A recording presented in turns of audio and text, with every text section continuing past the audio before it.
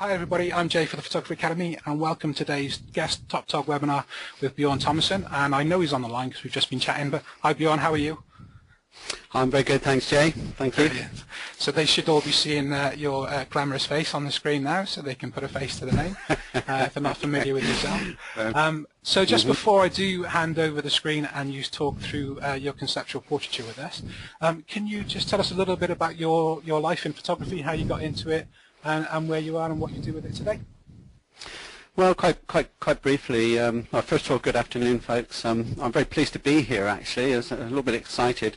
I do an awful lot of training, and this is my first ever webinar. Sorry. So this is all new to me. So it's a little bit, a slight little bit of anxiety, tingled with excitement for doing this. I do an awful lot of training. About 50% of my workflow is made up of that, and about the other 50% is made up of commercial and social, really quite across a broad spectrum of different fields. I've been a photographer for about 20 odd years now.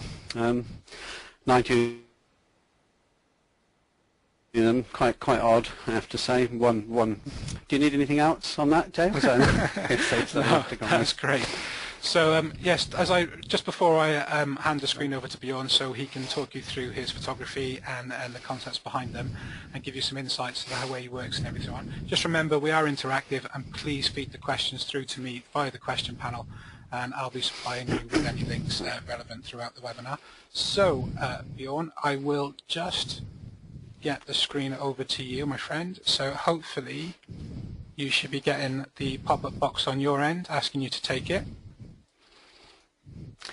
Yes, I've just got that now. And I have you, Chris, I've got the first image right in front of me, full screen ready to go. So when you're ready, I'm going to hand it over to you, and I'll speak to you at the end. Just one quick question, Jay. Can I close down the dialog box I've got on my screen, or do they need to, or should they stay there? They should. All they can see on your end there, Bjorn, is your image. They can't see anything else, pal. Okay, fair enough. Good. Okay. Well, folks. I'd like to say thank you ever so much again for for listening to this. And as I've said, it's my first one ever. Although I'm not unfamiliar with speaking, I do go around the world actually, talking for various companies, associations, and also run my own training courses. And this is my passion. I also judge a lot of photographs, professionally for the panels and competitions. So much of what I do actually for free, and I love helping people. It's a part of my nature, and I am more than happy to help anybody. So if you do pop onto my website later and get an email address, obviously I have to divide my time and resources, so sometimes it's limited what I can do, but I am of a nature to want to help anyone. So I do hope that you find some value in what we're going to discuss here today. I'm going to take you through a number of images. I think there's 10 actually, and just talk a little bit about the background of them and the sort of concept behind them, their purposes, and basically the sort of the concept through to final application. So the first image we've got up is shot for a lifestyle company. It's reasonably local to me up in Devon, and I'm based all the way down in Cornwall, so it's quite remote, but extremely beautiful part of the world. And we have the most amount of coastline of any county here, so needless to say, I do capitalise on that, and I do put myself forward to do as much lifestyle outdoor photography as I possibly can. That's mainly because owing to my passion for the outdoors and for the beauty that we have within the county, and that's all seasons and all weathers. So I'm equally as happy photographing, picking up on more the atmospheric kind of weather that we get, in the shoulder seasons and even in the winter. This image for Salt Rock, one of the concepts behind this when we were at the planning stage was that the business has been around quite a long time. It's about 20 odd years. Got into some difficulties financially, and then I was part of the restoration of it, if you like, trying to bring it back onto the marketplace. So they wanted the photography to be just a little bit more edgy. The brief I had on this one was for the lighting to be a little surreal, almost as though superimposed. So I brought in some flashlights, some outdoor portable lights called Elinchroms, and we've put a very crisp, shiny light actually onto the subject. So we're kind of working with, you know, the primary behavior of the light as it was from the sun that day, and we're carrying that kind of behavioral theme of lighting through onto them with using strip lights and taking the outer diffusion panels off, which basically just renders the silver interior, so it's got a kind of a crisp sheen to the light, so the contrast range would be similar to that of the sun on that particular day. The pylons, the old pier pylons that are actually you know, supporting them compositionally, I thought was quite important because they've been around quite a long time, and they've actually been eroded obviously by the sea and by the salt, and the company is called Salt Rock. So it's trying to tie in subliminal messages in terms of, you know, delivering you know, to their audience, to their prospective customers, and then it could obviously, it will have text accompanying the images saying something like, you know, we've been around a long time. There was a couple of little things I've added in. I don't know if you may notice there's a love heart in the pylons, actually just by the back of the lady, by the saddle, just above the wheel. I didn't actually carve that into the pillar while I was there. That was done in post-production, and that was just to romanticize it a little bit and take this feeling of that Salt Rock people actually love the outdoors, and they love everything about the Salt Rock lifestyle.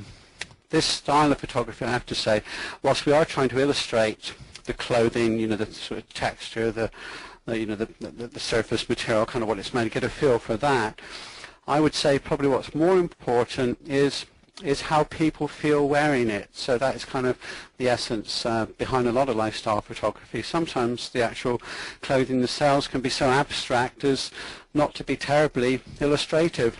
But what we do have here is we have a couple that are enjoying a weekend on a bike, and they're just loving their lives as Salt Rock people. So that was the primary kind of concept there. I shall move on to I'll move on to another image now. So just flick you through to that one. Lovely. Okay.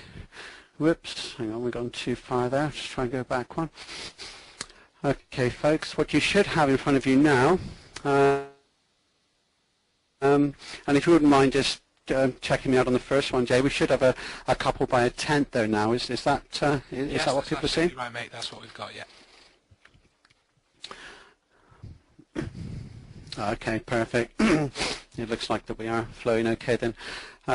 Okay, folks, what we've got here, this is continuing this same shoot, and what's interesting about this image is that it was actually, we've now moved into the sort of winter, or the autumn and winter range of clothing. However, it was shot on the same day, so this image was taken only about an hour and a half after the bright, colourful, sunny shot that we saw just moments ago. And this is where, if we have a good understanding of lighting, and if we don't own the equipment that's required, we all know that we can hire this equipment that can be built into the budget of, some of these little bit better paid shoots. So basically, what I've done here, we actually now have moved into a principle with the lighting where we're exchanging day for night to a certain extent. And how that's done is I'm using some very powerful Rangers, which are portable power packs from Elinchrom. I've got them in very close to the subject. They've actually donned some warmer clothing, which they are actually sweltering hot in. You have to remember that this is still mid-afternoon on a blazing hot day. This is only an hour and a half after the previous image was taken. So they've got the clothes all to one side so they don't start sweating. They're going to pop those clothes on just at the last minute for us to grab the shot. So whilst we're doing all the tests, they're stripped down to their t-shirts so they don't overheat. And we've brought the Elinchroms in as close as we possibly can to administer as much power, as much light on our subject as possible, with the subject primarily being them and also the tent. If those that are familiar with what a softbox looks like, and a strip light is actually just a rectangular softbox, what I've done is taken the outer diffusion panel off, I've used a little bit of string. There's a panel inside. It's about midway. Some refer to it as a baffle. I've used a tiny bit of string, and I've just tied it in a loop around the center of that baffle, and I've just gathered it in a little bit. And the point of that was to basically create two gaps, one either side, to enable the raw light directly from the tube to pass unobscured down at various places within my scene. That increases the intensity of the light. The gathering of material as it's clustered a little bit in the center increases the diffusion. So what I'm actually doing is I'm separating the light a little bit. I'm creating areas of intensity and areas of reduced light that is also a little bit diffused. So I'm creating, or attempting to create, a little bit of a kind of a dappled effect with the light. So it's something you can experiment with. And the depth, I will say that the depth of the softbox and the distance that your baffle is away from the tube all has a bearing on this. So it won't be an exact science as I'm explaining it to you. You will need to experiment with your own accessories with this, but just to put forward the basic principle to you. So in essence, what I've got two soft boxes. I've got 4 shafts of light, 2 from each, coming down that I can have, that I'm metering to drop into predetermined places to give an unevenness of the light, because it was a clear blue sky and the light was a little bit too even. There was a very harsh contrast with the sun, and then the light that was bathing them, which is the ancillary light from the sun, if you like, as it goes into the sky and then drops on them all around, was creating a light which was a little too even. So I've created 4 shafts of light, and also there will be 2 additional lighting effects there from the diffusion that I've created in the middle, which will start to break up and separate the light sources further. What I've also had to consider then is that I've needed to overpower the sun within this short distance that we're working at just with the subjects. So by having the lights as close as I possibly can. I mean, to give you an example, if by this time of the afternoon, for instance, let's say that the available light had dropped to, say, f8 at 125th, if I was to increase the power of the flashes or take them probably to maximum, where you're trying to compete with a bright sunny day, and if I was to be able to produce f22 on the subjects, I would need to revisit my aperture to put f22 there to get the correct exposure on them. However, the background was in effect burning away at f8, so I've in effect adjusted the aperture to get the correct exposure on them. By doing so, the background has actually become 3 stops darker. There's a little technique called key shifting, which I'm a big fan of, and I do an awful lot of. I mean, when you look at the picture on the back of your screen, or if you're on the computer, you'll think, well, my background got darker. What actually happened was your subject got brighter, and we had to compensate for the brightness on the subject, which as a wonderful consequence has darkened the background. And you can have almost any degree of brightness or darkness back there that you wish. Now, the fire that they're going to roast their marshmallows on was dropped in post-production afterwards, as was the light in the lantern inside the tent. Unfortunately, the same effect that I'm using to subdue the sun by overpowering my subjects with light would also subdued any flames, and it would have extinguished them. So we didn't even bother trying to light any flames from a lantern. We have actually done that in post-production. Okay, so we've gone from the summer kind of range of clothing within an hour and a half, where we've moved into the winter and autumn range. What's enabled that is just have that little bit of knowledge of lighting, how we can completely change the look, make it cooler and darker, and so on. Okay, thank you for listening to that one. I'm going to move on to another image here now. Okay, hopefully you should have a lady running across a salt desert in a bikini. We do have it. I'm just going to interrupt you quickly there, Bjorn, if you don't Sure. mind. Yeah. Just quickly, Yeah, of course. last image. What lens were you using when you shot it? Okay. Can I go back to that one? Is that okay? Yeah, of course Just so you that I can, can. Okay, lovely. Okay, thanks. Okay. Well, I'm going to guess on this one, but I tend to not use the shorter lenses. I tend to like to isolate my subjects and, you know, control the depth of field with the longer lenses. So I would say that it wouldn't be any shorter than 70 millimeters. I would say probably 70, 80 mil, possibly 90, but probably around 80, I would say, looking at the perspective of it and so on. Brilliant. I've just got one other question that's come through about that Sure. image. When we talk about the concepts behind the images, the tent image, it's very black and white toned. Was that just in your style choice, or was that discussed through with the client? That's an interesting question as well. Yeah, I mean it was. Yeah, I mean it was basically to have some variation with the bright vibrance. You know, in terms of whilst there's absolutely nothing wrong with that, it was just to add variety. So this one was going to go to a little bit monochrome, and also we're trying to suggest that, you know, we're moving into twilight or just beyond twilight, where the colours would naturally become really quite subdued at that point. So there was two kind of reasons behind that, Jay. But it is, you know, it is a little bit subjective, that one. Excellent. That's right. All yours, mate. I'll tell you when the next image is up on the screen for you. Lovely. Thank you. Okay. Thank you. Right. Yeah, I've got it now. I have. Okay. We're back to a lady running on the salt flats. Okay, right, good. Well, this is, you know, it's obviously a fantasy image, and you know, we're not ashamed of that. That was why it was designed. This was designed. I do take images, I will say, that are purely for PR purposes. You know, and we'll shoot a certain amount of these each month. So some of it is a self-indulgence, and but primarily it's really just to stimulate a little bit of attention from that audience that actually do start getting a little bit bored with, you know, what the marketing guys will call as ordinary. So what's interesting about images like this is I never get commissioned to shoot anything like what has elicited that interest in me, and that is all it's really designed to do.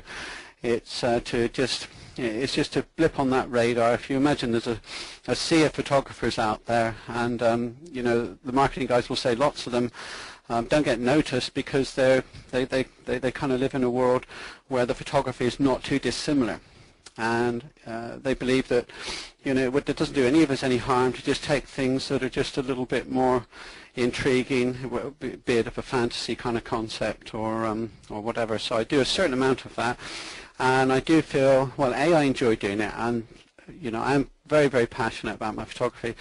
And that is why I'm a photographer. So I'm not going to, you know, stop doing things that that particularly enthrall me, and I can exercise some sort of, you know, creative kind of freedom. I'm not saying that there's anything, you know, where it becomes boring or mundane, photographing babies in weddings or whatever.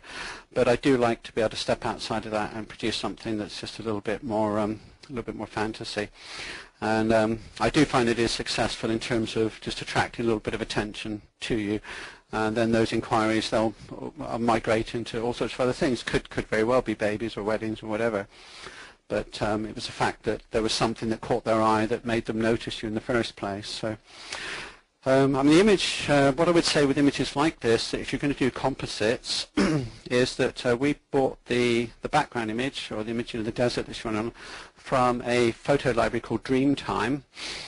And I would say that if you can do composites, it's actually an idea to come at them backwards and to get either shoot or buy your background image first, in that you can then observe how the light is behaving on the background image, and it's much easier to emulate that lighting behavior than when you shoot your model to bring the two images together. Whereas if you were to shoot a model, however you might light her, whether it be a child or man or whatever, to then go and find a background where the lighting is behaving the same, you can guarantee there'll be lots of backgrounds that you'll like, but the lighting will, it will sort of dynamically see each other, and by virtue the image can start to fail. So it sounds a very backwards way of going about things, but something for you to consider would be to buy the background image first, or shoot the background image first, and then consider you know, the subject, and you can get the lighting, you know, to behave much more similar. She's wearing reptile reptile print shoes. I mean, it's only little things like this. We're trying to kind of theme things in. I mean, the reality is no lady is going to run across a salt desert in heels. I mean, it is an absolute fantasy image, and we're not trying to pretend it's we're not trying to pretend it's anything else. So I can move on from that one unless there's any questions there, Jay. Well, there's a couple. Well, one question. Well, a couple actually. I will lie. Has it been used commercially at all? I know you mentioned it was just one of the ideas for yourself. Well, I got to be honest. We had an inquiry. Sarah, the model that's actually in it, was also my retoucher at the time, and we had an inquiry to do some training in Egypt. And what happened was I was actually trying to get Sarah for them to basically fund Sarah to come down as well and do a certain amount of training on Photoshop, and also as a byproduct, what we're trying to do is land this client. This client may well be listening, but anyway, that's fine. So there was two things also to promote her, that she could actually model, so there would be another benefit to her being there to finance her to come down to Egypt with me, and also to run a section on Photoshop. So the image was put together in terms of with the desert, and we're thinking of Egypt, obviously something that showed her off. A very conservative countries, obviously bikini and so on, apparently was acceptable. So there was two primary concepts, and it was successful in us. I'm not saying that alone got us the commission. However, just at the point of booking flights is when they had all those troubles. That was a couple of years ago, and we all of a sudden had the sudden advice not to go to the region at that time. So unfortunately, the whole thing the whole course got disbanded in the end, and it didn't go ahead. But so there was a couple of reasons behind shooting that image. Jay, thanks. Brilliant. Well, I've got, as we've been talking about it, a couple of questions, so I thought it's probably easier to talk about them while we have the images on the screen, if you're okay with that. Yeah, sure. Can you just remind people of the library that you used to buy the background for? Yeah, sure. This particular one was called Dreamtime, and this image, I mean, typically they cost, normally less than about £20. But what I would advise people is that they need to read the small print quite clearly. They're very strict about their usage. The rights that we have is basically to display them in this manner. I can put them on my website, Facebook. I can use them to, to market myself and my services. What I'm not allowed to do is sell this image, albeit a composite, with an image of mine. The rights to do that and the cost to have those rights, it jumps spectacularly. An example of another image I had of a horse, the rights to use it in this manner were £20. The rights to use it to be able to resell were £3,200. So please do be cautioned on that one and make sure that you're compliant. Some of the agencies, I'm not saying this one isn't, they're not doing fabulous in the recession and so on, and they've been very quick to initiate proceedings against people that are in breach of their rules. So just to be cautioned on that one. Yeah, brilliant point. Thanks for that. What is your sort of preferred method for composites? What software do you prefer to use to cut out with? I use Photoshop, but also this one was done with On One with their Mask Pro. So basically shot against a green screen, a chroma green, and for those who've used it, they will actually agree with me that it's just absolutely phenomenal. It's just really amazing. The speed of it is just incredible. Photoshop can do it, but you need nice clean backgrounds, obviously. But buying a chroma green, the point of the green is apparently there's no green that exists like it anywhere in the world, and the software is designed to identify that green and then quickly remove it. But it actually does it very, very effectively, and On One have got little tutorials and they can talk you through it, and it's probably one of the easier, if not easier, softwares out there for doing this kind of thing. It's very, very quick. Oh, in complete agreement with you on that, Bud. We've had 3 questions about the shadow. Is that difficult to do, and is that the shadow from the green screen image? The the answer to that, that shadow was difficult to do. No, I couldn't do that. Sarah, the retoucher, did that, and I remember watching in awe as she did that. And even though I watched her do it, I said to her, "How did you just do that?" So, yeah, so that was a little bit more tricky. Now, she actually got a tutorial on YouTube about how to do those shadows, and so she didn't know how to do it at the moment of approaching it. But when I said, well, how are we going to tackle the shadow? So she was on YouTube and did that one. Yeah. Brilliant. Last question on this one, then, before we move on. Sure. So the colours have a harmony. Very is it a gut feeling with your colours, or did you that's how does it? Okay, well that's an interesting point, and you have to thank the person for raising that, because I did actually tinge the colour of the clouds actually to kind of theme, with the kind of her, the bronze hue that she has on her. So yeah, that one wasn't actually an accident. We did thought that one through. And also with the yellow, you'll notice that there's the sandy, the side on the desert there is tones of yellow, especially through her bottom of her bikini. There are similarities in hue there. So yeah, that was all done deliberately. So it's a good point. Thank you. Excellent. All yours again, bud. Lovely, thank you. Okay, well, let's see if we can move on. Okay, got another picture here then. Hopefully you've seen a lady holding some barbed wire. Yes, we are. Okay, good. Well, what I wanted to do really is, or I'd like you to consider in terms of, coming up with concepts, is having elements that coexist. Well, the dress was actually loaned and it was shot for a fashion designer. A lady down here called Alice Van, who's really quite well known, quite famous now. And the dress actually has an aggressive kind of structure to it in some ways. It's got the studs, the metal studs, similar to you see on a Rottweiler. I don't want to offend anyone that's got Rottweiler or a bulldog. Those dogs that actually do look very.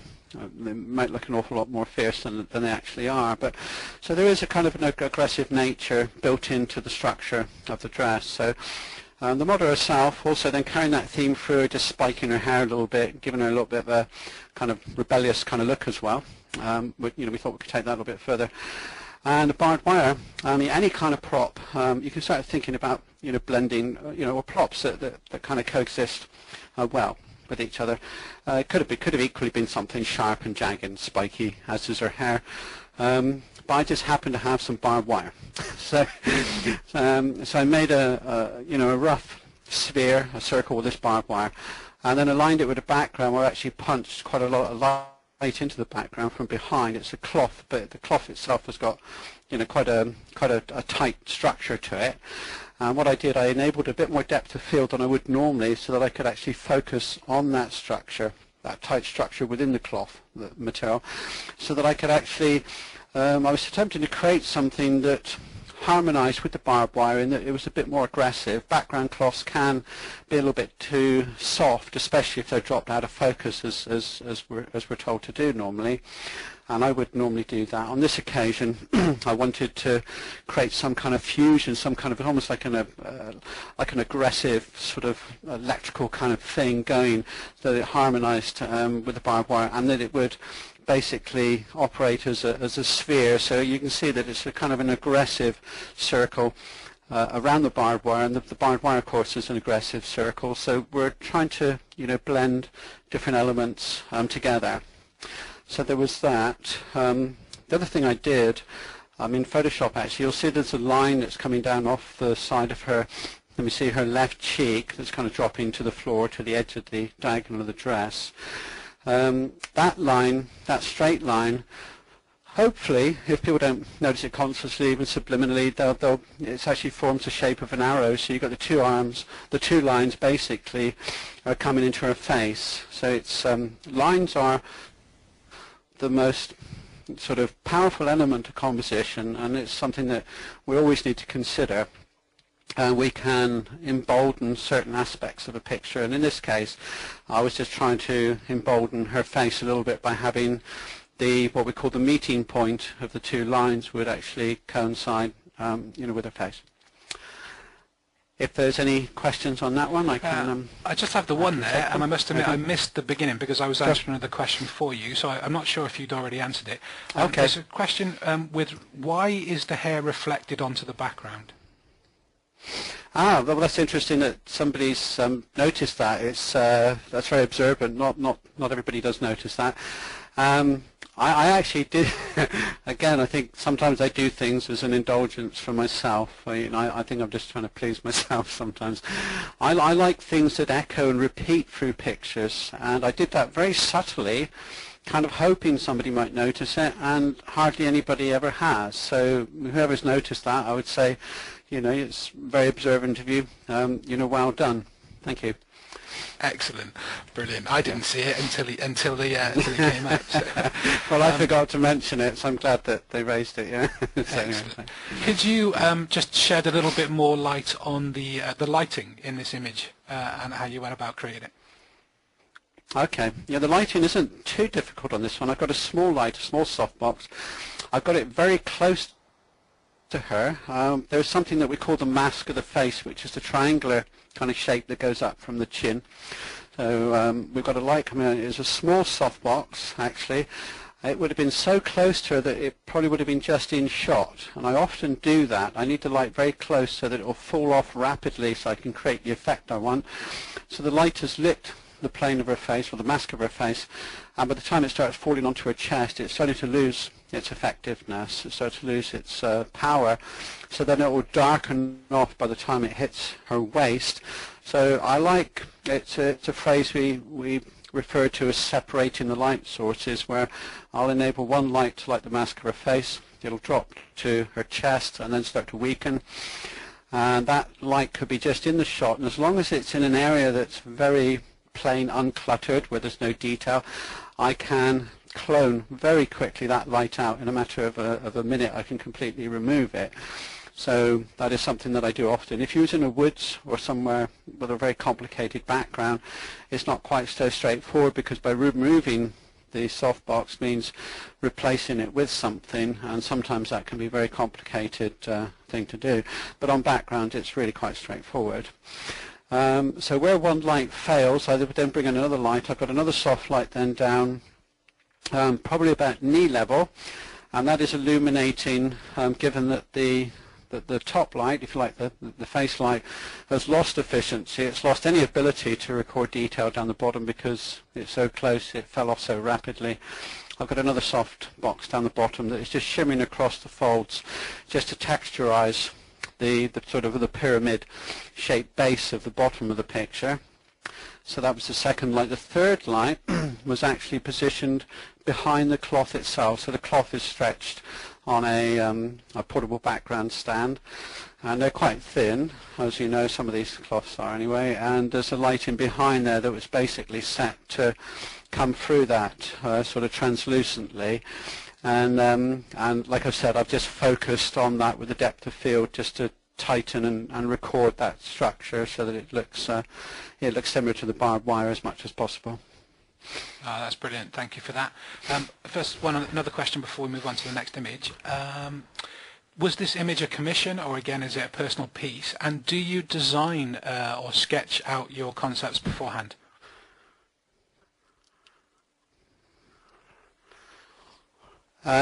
This was a commission, yeah. I mean, most of the images you've seen are commissioned, but sometimes what I'll do, I mean, if they're model portfolios or whatever, this was commissioned. She paid a small amount. I mean, I try not to do too many portfolios, because once you can create desire for the work, you can't do anything about the means. I mean, they're of a certain age, whether in their early 20s or whatever, where they can ill afford really to pay what you should really charge for them, because they are time and they're cost prohibitive, in other words.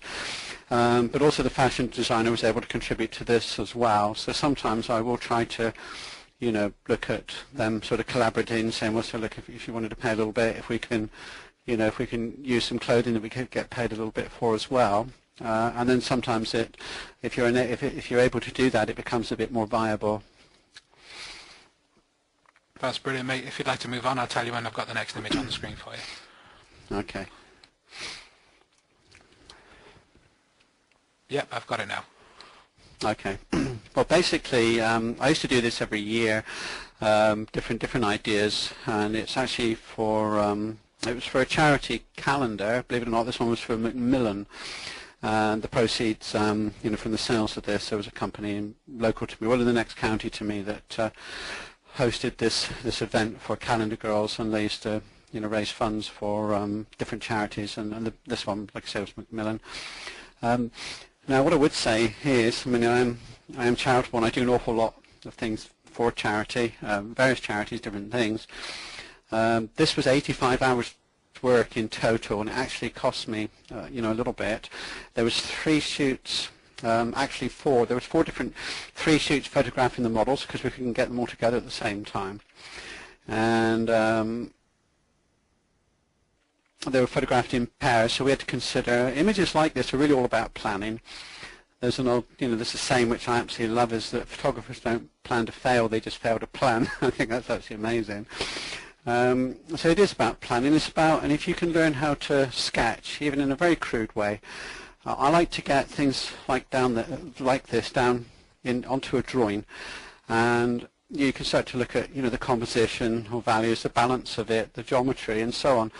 If it's failing as a drawing, I would say there's a high chance it will fail as an image. So it's kind of nice, if you like, to see any failures before you launch into this kind of massive workflow that's involved. So learning to draw, even crudely, I would say is an advantage. So basically, we selected the girls. We tried to keep them as balanced as possible. There was only a certain amount of I think it was only 2 swords and shields. So basically, because we shot them in pairs, where they've just swapped them all around.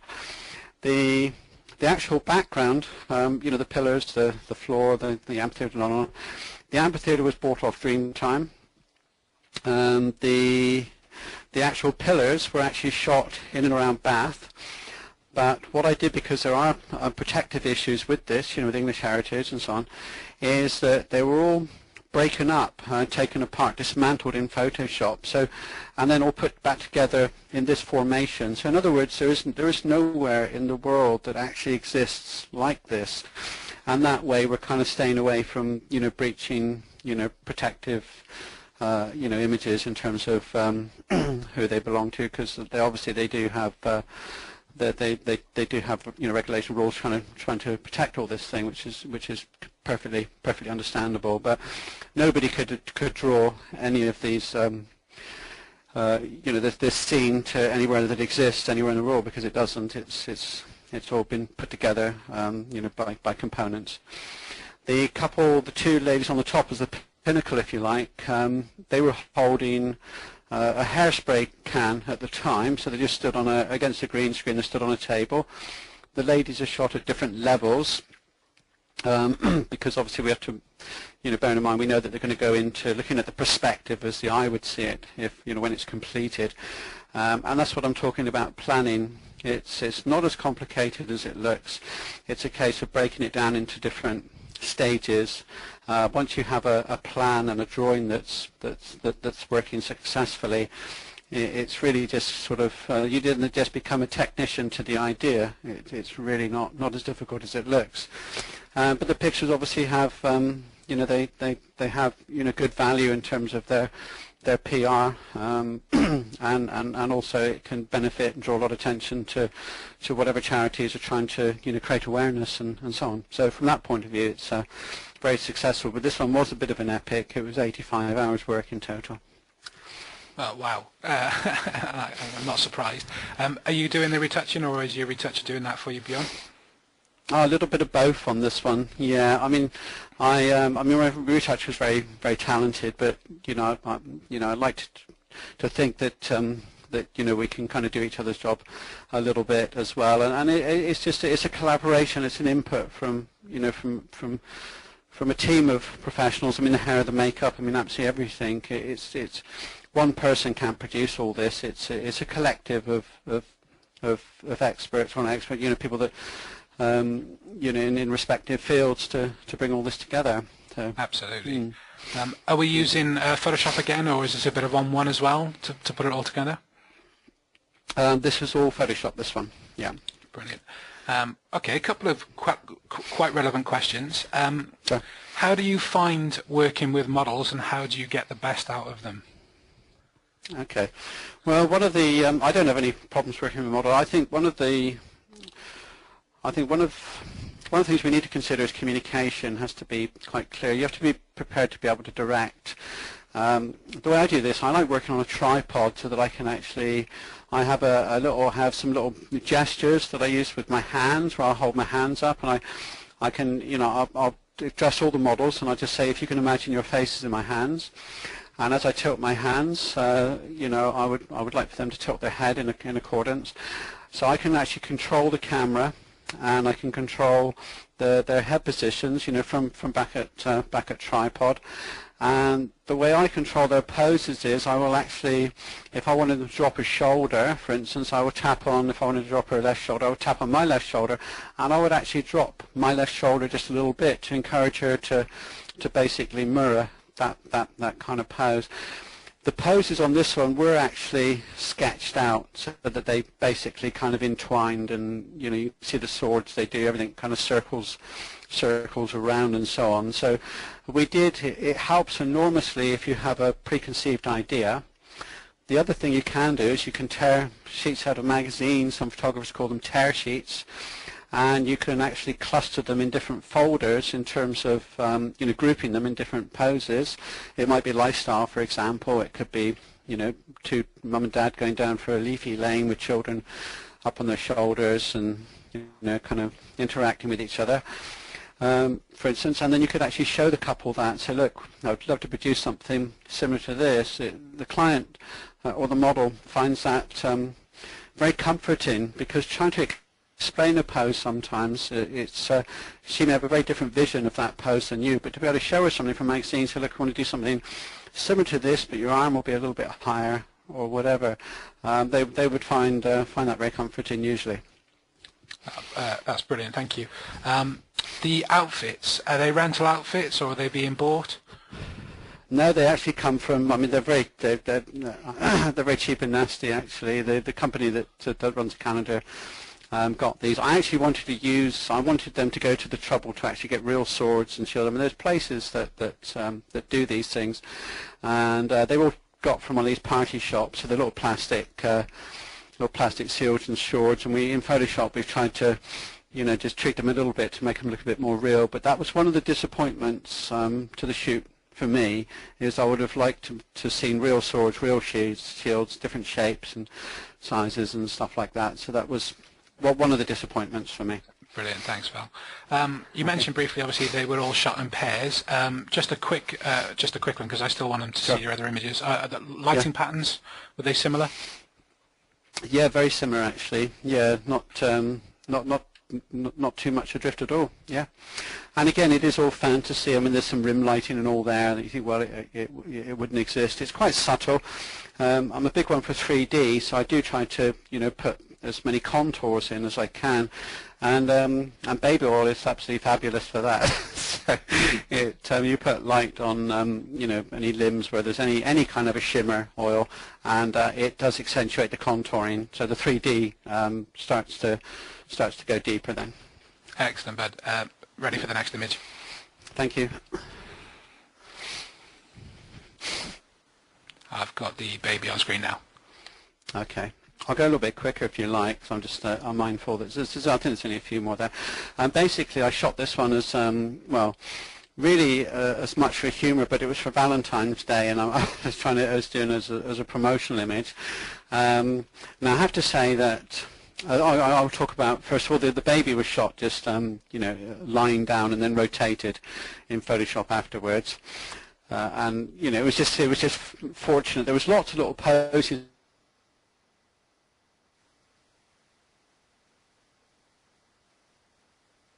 It's actually with the baby lying down where she could have narrow, but I was a little bit anxious about showing the mum this picture, to be fair.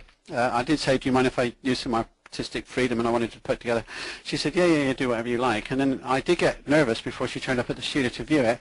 Now, as luck would have it, she absolutely loved it. Her and her husband thought it was absolutely amazing. However, I suspect a lot of mums wouldn't like it at all. I think to them it's kind of, you know, it's almost taking the innocence away. You've got a child that shouldn't be able to walk at all, let alone run through the woods throwing a bow and arrow. But they saw the humour of it. It worked well as a promotional image, and a lot of people did find it humorous for Valentine's Day for couples.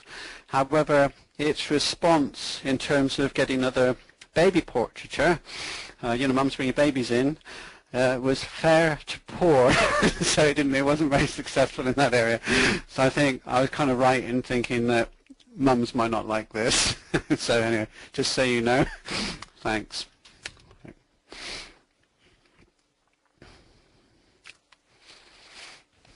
So I'm ready for the next one there, Bud. We didn't have any questions on that one for you.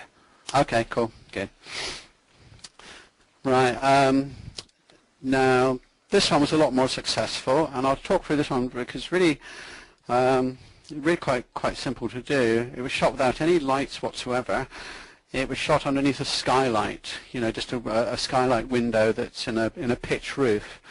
And I had a little, it was shot in my studio, and I do have a hook there where I can hang things, you know, but you could, I mean, the weight of that child is so light. I mean, a father could hold something like that for long enough for it to be photographed.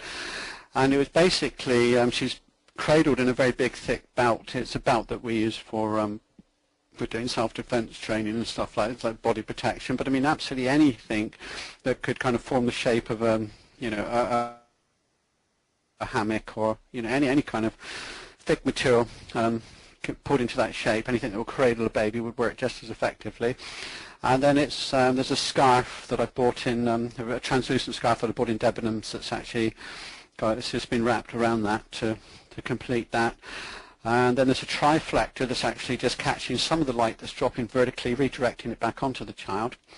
And in essence, that's all it is. There's nothing else to it. And the principle for me was to try and conjure something of a kind of a womb-like feeling. It was quite a young baby. I can't remember. It might have been a week or 2 weeks old or something like that. So now that one was very successful. It was a good response on that one in terms of you know, me getting more baby portraiture. So that one was infinitely more successful than the little baby with a bow and arrow, that's for sure. So, okay, thanks, Jay.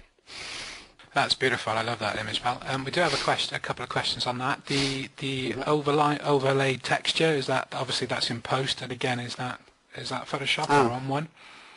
That's a very good question. Yeah, thanks for asking. I meant to drop that in, and yeah, that is actually, there's two texture screens that I've actually fused together there. I mean, on one. I would say that on one is definitely worth investigating. There's such an infinite variety of screens and everything there, and you can blend them together.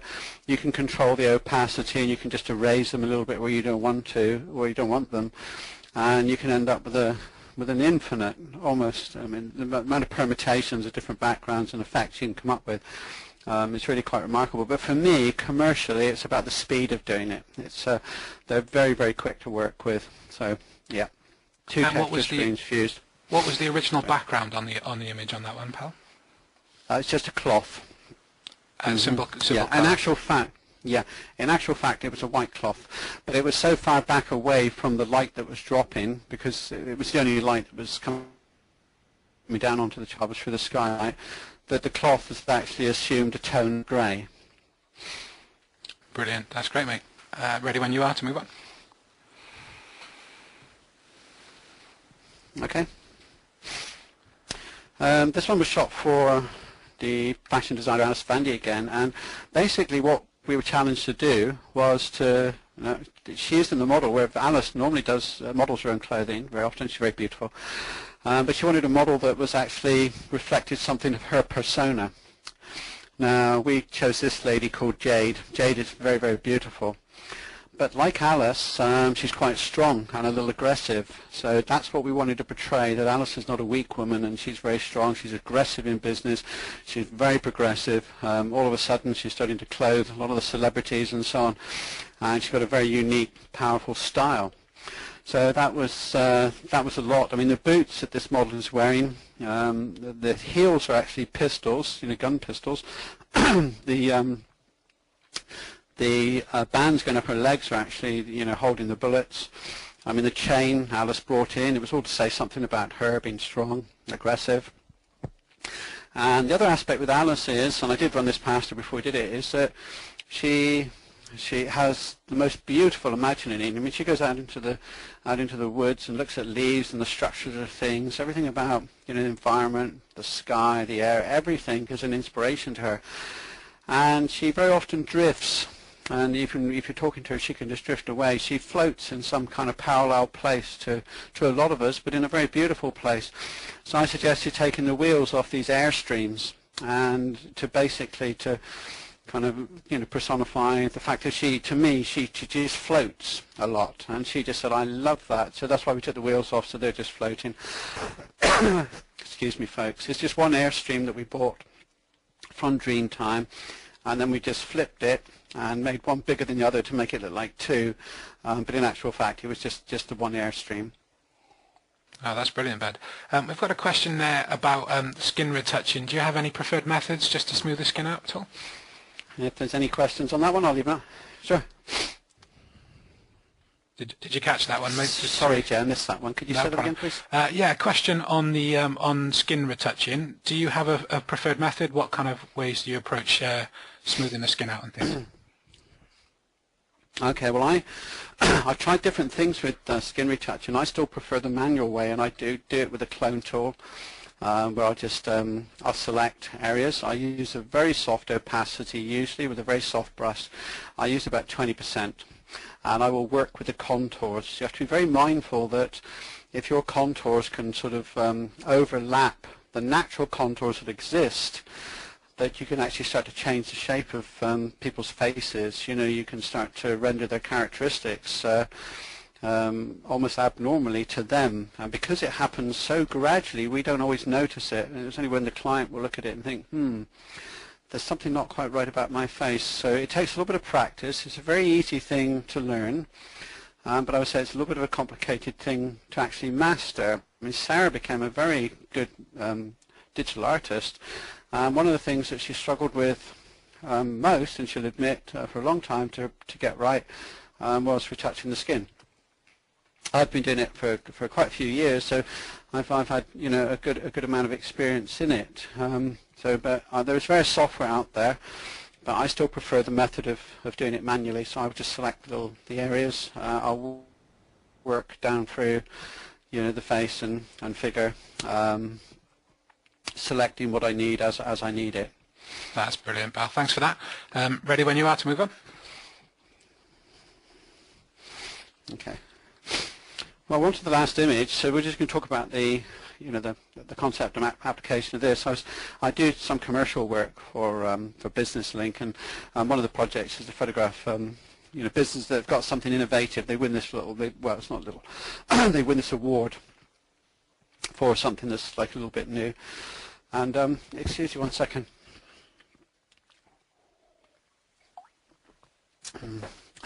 Sorry about that, I needed a drink. These were pumps that actually pump resins. So I allow a 1 hour thinking time basically to precede each shoot, and basically that is to enable me to consider what the hell I'm going to do. I mean, I walk into a factory with my assistant, and we don't always know what we're going to find. We try to get information.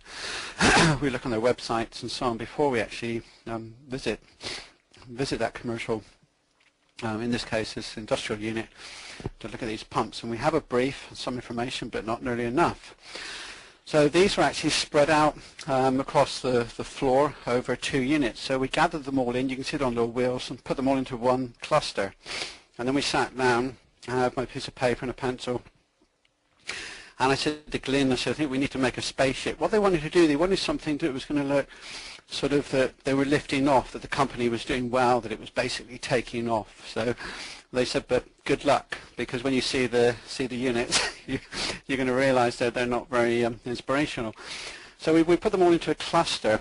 And just understanding just a little bit about lighting and optical physics is that if we use a wide-angle lens and drop it to floor level and point it up, the vertical lines in the units themselves would actually fall over. You know, they would converge.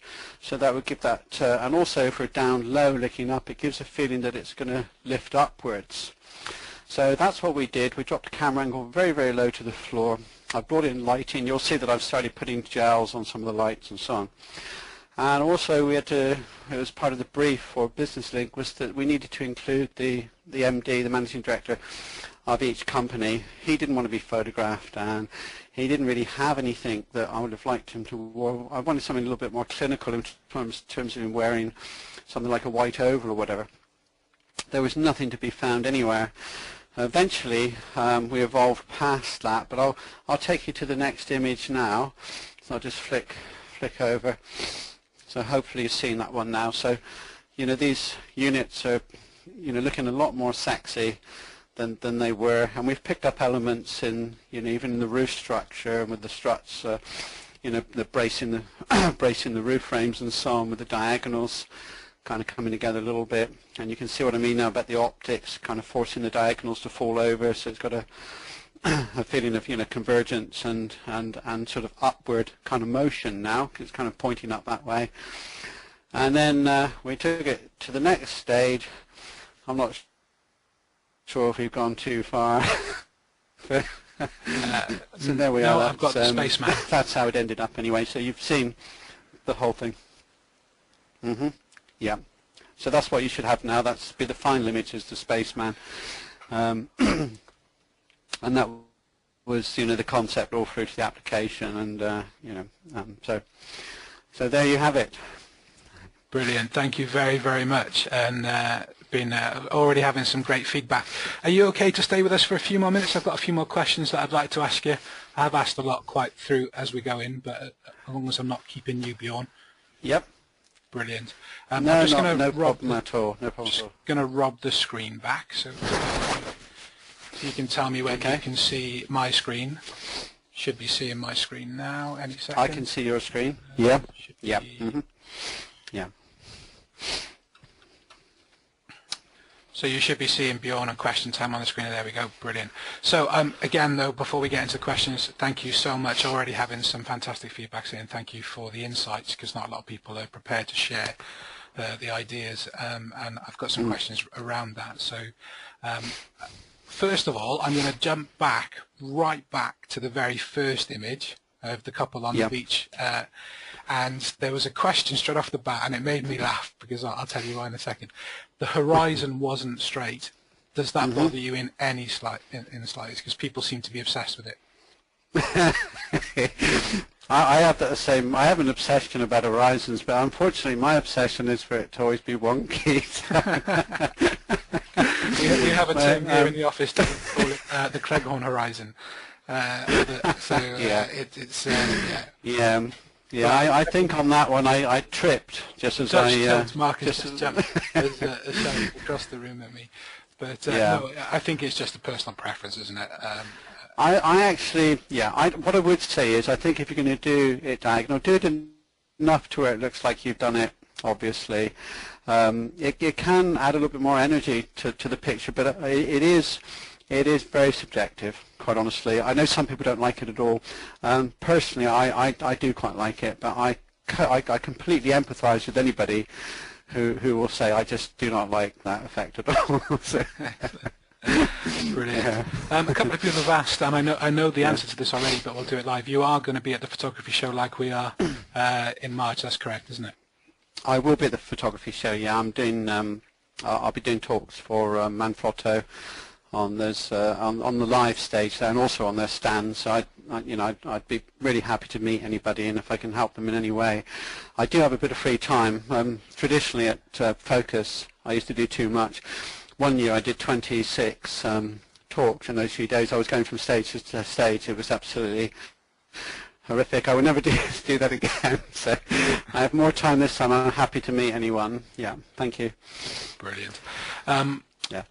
Just a couple of people, and I know I have the answers, but I'll ask you again quickly. So we talked a lot about Photoshop, but you're a big On-One fan, and you used the textures in On-One, wasn't it, with the baby image? That was correct? Yeah. That's right. I use On-One quite a bit, actually. Yeah. Regards to the last image, how did you create the jets under the image of the spaceman? Okay, well, my digital artist did that, but I know how she did it. Basically, she whitened the image a little bit, so she selected it with a reasonably soft selection, say probably about a feather of about 20, And so she basically could slide it up in levels, because it was kind of, you know, it was a grey before. You can do it against a cloth or anything, or you could even import in a bit of cloud that you've photographed or something. I do shoot a lot of cloud, and I use them sometimes for textures and so on. So by making a selection in that shape and then lightening a little bit, keeping the edge soft as you would like it. The other thing you can do when it's actually selected and then lightened, you could actually apply some glow to it. If you go to filter, then down to distort and across to diffuse glow, the diffuse glow will actually whiten a little bit more, but more importantly it actually spreads the highlights a little bit, so it gives more of a feeling of fluidity and kind of motion. And then with motion, actually mention, if you, whilst you've got that selection, if you go into motion blur and literally go onto the motion setting and then rotate that parallel line actually down to vertical, then it would also give that feeling of that jet kind of thrusting away. But you would have to start the selection slightly lower than the can. You need to know that the thrusters are basically Coke cans where all the Coke logo and all's been all been taken off. That's what the thrusters are. I don't want to shatter anyone's illusions about this spacecraft that we've made, but that's what they are. They're Coke cans. Brilliant, absolutely brilliant. We talked about the fact that you know, you license some images. Question that we've had come through is, do you how much do you encourage this when placing a quote? Most clients don't know, or they don't want to pay for it. Sorry, could you ask the question again? Yeah, Jay? sorry. When you look at buying images and licensing them, do you just factor them into your quotes because you find that people have experienced that clients don't like paying for the license of the images? Oh, I see what you mean. Yeah. Well, in terms of them, you selling the images to them, yeah, I see what you mean. Yeah, no, I mean, you do have to run this past your clients in the first place. I'm going away from the idea of actually buying images from Dreamtime, or any from any photo library, but sadly some of the images are there that it's cost prohibitive to go out and try and produce. I mean, the speed and efficiency is sometimes paying 10 or 15 pounds for an image where you just sat there and you can just move on with the job, as opposed to going out and trying to shoot something. But there's big advantages in building your own library, and I have a little camera, it's a little Canon G10. It's very high quality, shooting raw at just under 15 million pixels, I think. And I shoot all my backgrounds for that one, and I just keep it in the glove compartment. So I've got a nice little library of my own images now. So it's more rare for me now to actually buy images because I don't like the restrictions that are imposed through that, basically. Fantastic. I've got a question here. I'm new to being a photographer, and I want to build up my portfolio. What's the best? Any advice on working with models, and is there easy ways of not having to spend loads of money to do it, to build up my portfolio? Okay. I would say that you probably shouldn't have to spend anything at all. I think there's lots of, you know, young ladies and young gentlemen out there that will give their time in exchange for you to, and they do accept that, you know, whilst you're training and learning, that they might not always be perfect results, but the fact that they're not having to pay, I mean, you know, good portfolios, you know, will cost a little bit. I mean, I charge about 700 or 680 pounds for, you know, if they're getting, and they don't get a tremendous amount of images for that, they get about 8. So, you know, if you're offering your services and that of, you know, doing editing and everything as well for them for free, I think you'd be surprised to find there'd be an awful lot of people that would want to participate with you on that. That's brilliant, pal. I just have one last question before we Sure. point them to how they find out more about you and your training. Obviously, we've been talking about conceptual portraits. What are you influenced outside of photography? Are you influenced by movies, by music, by poetry? What sort of things do you bring to your ideas, to your photography? Yeah, well, that's quite interesting. Yeah, I mean, I am influenced by movies, but it can be absolutely anything. I mean, I do actually wander around a lot. I was out on the street actually the night before last in the rain, even photographing just abstract things. It was just wonderful picking up. I actually made a little kind of assignment to myself to go out and record reflections with my iPhone, and when I got back I looked through them and I was actually really quite satisfied. But I do like poetry, and I think one of the things to consider that as social photographers, that ours is a very, well, it should be, or at least should incorporate, it's a very emotional product, and this gets overlooked sometimes. People become too technical with portraiture.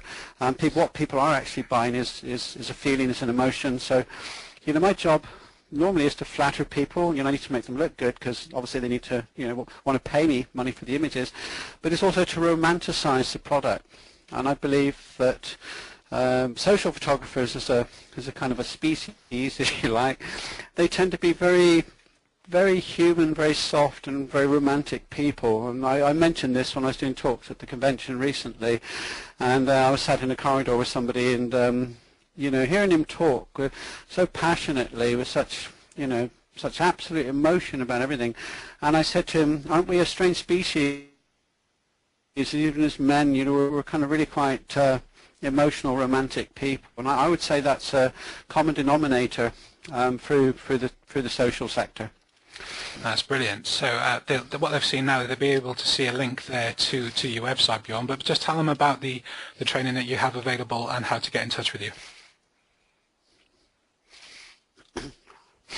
Okay, well the best thing to do actually, I mean, I do have another site that should have been up this weekend. It's going to be a couple of weeks now by the looks of it. There's a little delay with that one.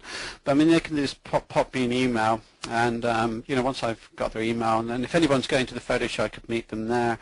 I do all types of training. I travel all over, and that's the thing I absolutely really love is the one-to-one training. I have the most amount of passion for that. That's what I've been doing this week up until yesterday. And I love it because of the evolution that people can make in the one-to-ones. Every hour is designated to their development, and I do have a background in teaching, so I know how to monitor learning, and I'll present the material in a way that they learn best. So that needs to be established first of all, and it's all guaranteed. If I can't lift them to levels they've only ever dreamed of, yeah, as I've predicted, then I would refund it all. I've never had to do that, but I believe in giving value. I'd be incapable of cheating anybody or misleading anyone. It's not my nature. So it's all guaranteed, and it is my passion. I'll put in long days. I absolutely love it. So if anybody is interested in that, I'd be so keen to hear about it. Thank you.